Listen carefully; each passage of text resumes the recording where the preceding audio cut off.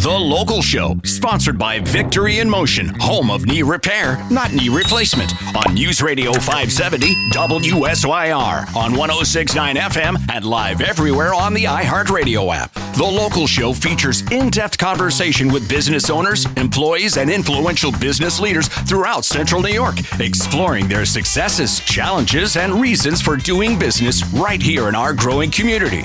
The Local Show is produced locally by Zoe Advertising. Now your hosts, Tom and Steve. Back into it and back at it again. You've got The Local Show right here on 570 WSYR 106.9 FM, and of course you can see us on YouTube. That is the where all the fun and frivolity happens. Where all the radio can be seen. Yes. On YouTube. See us on the radio. You know, you can't be in radio these days as a personality without having all of your social media and your YouTube and you used to be everything. able to like hide, and you never knew what that person was. Well, the old face for radio thing can be true. That's why I got into it. So, hey, look, we've got a real special guest on right now. He's new to the show. His name is Bill Kaufman, and he's a master beekeeper at Honeybee Rescue. How are you there, buddy? Excellent. How are you? Good, man. So, are you native to Syracuse? Were you born and raised here? I grew up in Brewerton. Oh, okay. So, yeah. You can tell by the way he said it. Yes. Yeah, Burn. Yeah. But, you know, hey, it's all a beautiful area, you know? It is. So, what's your profession? Did you go to college for anything? Or I went to college for mechanical engineering. Oh, really? Perfect. Where'd you go? Alfred University. Oh, yeah. Alfred's great place. Yeah. So then when you got out of there, what did you do for a while? New process gear, and then I started a home repair business, and I've been doing that for 20-some years now, 25 Okay, years. so you're He doesn't look old enough for any of these things, Tom. No, you look great. Well, that's because he's in shape. You know, he's out there, swinging a hammer and stuff. Listeners want to know when you were stung by your first bee. Wow, when I was like 3. Okay. Yeah, when I was 3, I got stung. I stood on a ground bee's nest. I thought I was great, and everybody's waving at me, and I'm thinking I'm getting all this great attention, then all of a sudden, the stings come. So, I was just telling a story earlier that when I was mowing my lawn, I had my first encounter last season. My first encounter with ground bees, and they started nipping at my ankles, and I got stung like 3 or 4 times, and I was like, running back to the house, going, "What is going on?" Yeah, and then it reminds you for the next 3, 4, 5 days. Yeah, it does. Yeah, and they get itchy. So when did you throw the switch and go, "Hey, these bees, they're pretty cool, and they make a pretty sweet delight"? Right. Probably around Y2K. Okay. Yeah. Oh, that long ago. That long ago. Oh, that 25 years ago. Okay. Almost. Yeah. Then it took me a couple of years because I was a fear of bees from that first encounter. Okay. Really? Okay. Yeah. So Y2K though, I'm like, world's coming to an end. I got to be able to have honey for myself. Yeah, I need to provide for my sweet tooth. Yeah. So I got that, and so you're a contractor full time. Is that no, not you're anymore. Not. I used to be. You're all bees. You're all bees now. I was remodeling a bathroom one day and talking about my hobby of beekeeping, and the woman's like, "Yeah, well, you got bees in the attic." I said, "Really?" I said, "I thought they lived in little boxes in people's backyards." Yeah. So I said, "I can get them out of there for you." And you did. And I did. It took me about 10 days, made a mess of the place, and I had to fix it all up.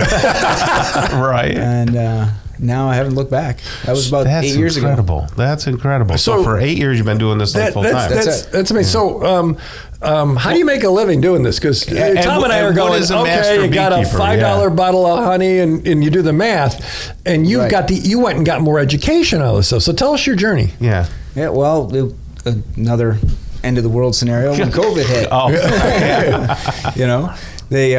I said there was a gap in the food chain, everything. Yeah, right. Yeah, and I started teaching about bees, and at that time I said I need to learn more about them too. Mm-hmm. So who were you teaching? On Zoom. Okay. So I started a Zoom class. I got some big names across the United States to attend my Zoom meetings, and then everybody else started Zoom meetings, and they started charging. So I said, well, I need to start talking. So I got my. And do you think that because of that beautifully manufactured crisis that we had, Tom, because of you that conspiracy theorist, that more people, got into beekeeping at that point? They were thinking, hey, let's I think do a something lot of like people that. went homestead direction with that. Yeah. Which is the same idea I had back at Y2K, but probably a lot of other people. Right. Everybody needs to provide for themselves because they can't trust the food chains and all that. I can get that. So, what does it mean to be a master beekeeper? Like, what elevates you from the person who's like hobbying in the backyard? What does it mean, or did you just give yourself that title? Well, it was a Cornell program. Oh. It's just basically a certificate. Yeah, but you're Cornell. You went to Cornell. Yeah, that carries a lot of weight. Right. You show that you know stuff about bees. It's a 2-year program. Well, that's a pretty serious program. Okay, what does it entitle you to do, or teach, or know? I get to tell you I'm a master beekeeper. There you go. Right. Yeah. It looks good on a business card. Okay. So, how big is your spread, if you will? Now, we don't know a lot about bees, so explain to us how many hives do you have and all that. So typically, one hive is one colony of bees and one queen. Mm-hmm. We've got hobbyists, which are backyard beekeepers, which might have 1 or 2 hives. Right. Okay. Most people is what they have. Most people in beekeeper clubs, that's about what they have. Right. Maybe up to 10. Typically, I run about 60. Wow. Where are they right on your property? You spread around the neighborhood, or how you do it? I got a few different yards. So there's probably about 20 or so in a yard. And they got to be several miles apart. Okay. Is it true you can order a queen bee online? Yes, you can. I don't recommend it because there's a lot of rip-off artists out there. Oh, really? So they'll send you a dead bee, or what? How does it work? Sometimes They won't send you anything. They'll take your money and won't send you anything. There's been a lot of scams for that lately. I know somebody who ordered one and they sent him a drag queen. That was bad. So how many bees does it take to make I'm holding up the little bear on YouTube. People can see it. The little bear that we're all familiar with. We have the supermarket. It's, 10 ounces of honey or whatever is. How long does it take, and how many bees does it take to make one of these things? A colony of bees can probably make that within half a day. Oh, wow. That's but it pretty takes thousands upon thousands of bees. And a colony of bees is 10 bees? About, right now, coming out of winter, they might be 20 to 30,000. Maybe 40,000 in a really good, strong hive. Right. When summer hits, you get up to about around 70 to 80,000 on average. You can get up to 100,000 in a large colony. Oh my gosh! Right. Yeah. Now, what bees do you rescue? Honeybees. So how do you? How do you know that they're thank you. honeybees? Oh, I got these bees. Right. You want to come? And they're hornets. You're like, thanks, but no. Like they're under the lawn chair, and they say, "Geez, we got a hive under the lawn chair." What do you do? You have to go look at it. We got this wonderful technology, a cell phone picture. Oh, there we go. Okay. Send me a picture. Send me a picture of it. All right. Ask, that's what I always so say. if it's a honeybee hive, what happens? What do you do? It depends. If it's a swarm, I go take a box and give it a little tap and push it into the box and take it home. Do you wear the suit? Do you wear the suit over there?